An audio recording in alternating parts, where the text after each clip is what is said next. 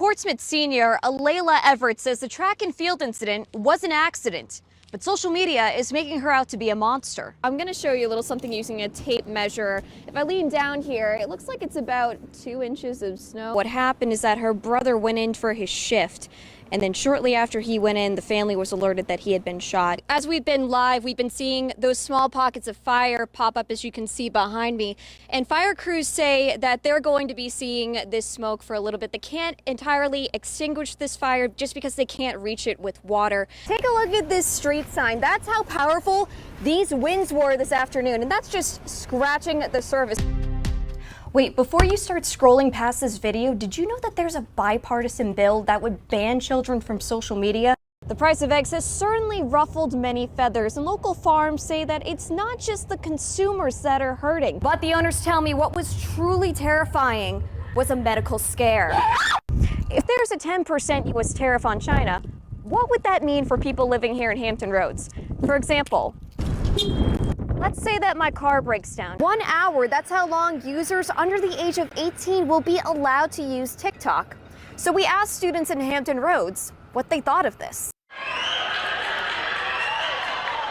This track meet last Tuesday is the moment everyone is talking about. As you can see, Kaylin Tucker is hit in the head by a baton held by Alayla Everett. Since the video got out, online comments and even death threats have been aimed at Alayla. As we were running, I felt somebody touching me, that's usual on the 4x2, but she was touching me to the point where, when I was pumping my arms, the baton was literally hitting her arm. Everett says what happened next was an accident. I lose my balance, my whole body turned like this, and then I pumped my arms and she was cutting in, so she was cutting in while I was catching my balance, so she got hit. And as we got around the curve, she kept bumping me in my arm.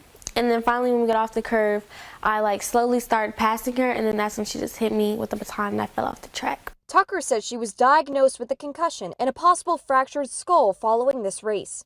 Vincent Pugh is a former citywide athletic director for Portsmouth Public Schools and says a couple things went wrong before the strike happened, including Tucker not giving herself enough space to move into Everett's lane. The rule states that a person to the inside has the right of way. A person to the outside must be ahead of the person by a whole stride up to 7 feet before they can cut in front of the person. Since the race, Everett says she's tried to reach out to Tucker. After I seen the news on Wednesday, I was like, oh, she actually thinks this is on purpose.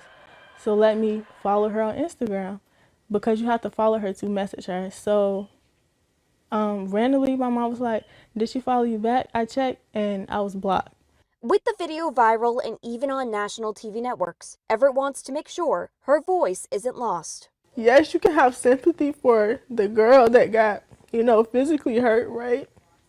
But you can at least hear my part after I say it was accidental. In Portsmouth, Danielle Saitta, WTKR News 3. We loved her. We know that she is in a better place. Loved ones of 43-year-old Shelby Walker described her as a bright light, dimmed too soon. Early Saturday morning, Walker was driving through the downtown Norfolk Tunnel when she was hit head-on by another driver going the wrong way. Walker was killed instantly. It broke my heart, Not only another family member gone, but a pioneer in the community. Since the crash in the downtown tunnel, Shelby Walker's circle of friends told me that she went by the name Lex. She was a prominent person in the trans community and was incredibly loved. She was involved in all sorts of different organizations, from our organizations with TAP Virginia, with the Southeastern Trans Resource Center, Hampton Roads Pride. Lex was that person that could pretty much connect all of us. Close friends like Simon Howard says Walker embraced everyone like family, especially those who may have felt abandoned by their own. Because she knew what it was like to not have that family support. Me and Lex used to have conversations about her family, and she would change clothes at other community members' houses because her family wasn't supportive of their lifestyle. For Dexter Davis, this was especially true. She represented, in the most purest light, what mothers represent to us, what chosen family is. Because of her, so many of us got to feel loved.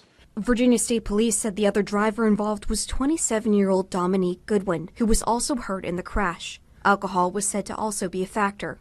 Michelle Reed says her friend would still be alive if a better decision was made. Use an Uber. Use me. Call somebody. Sleep in your car. You know, Lex's loss was senseless. Currently, charges are pending, and the Commonwealth Attorney's Office is involved in the investigation. Loved ones of Walker say they want justice. It has to be a consequence because the consequence of this is a loss of life. But at the same time, I don't think Lex would want us to be vindictive. in Norfolk, Danielle Saitta, News 3. TikTok is making some changes after months of criticism. It's restricting the amount of time that kids can use the app. Now, at the same time, the countdown is on for government employees to delete the app altogether. News 3's Danielle Saitta spoke with local students to get their reaction. 1 hour, that's how long users under the age of 18 will be allowed to use TikTok. So we asked students in Hampton Roads what they thought of this. And to get their attention, we took to the drawing board, drove out to Virginia Beach, and asked the million-dollar question. You want to talk to me about TikTok? After asking their parents, the students we talked to under the age of 17 told us how much they TikToked. I use it every day. I wouldn't be proud of how much I say I use it.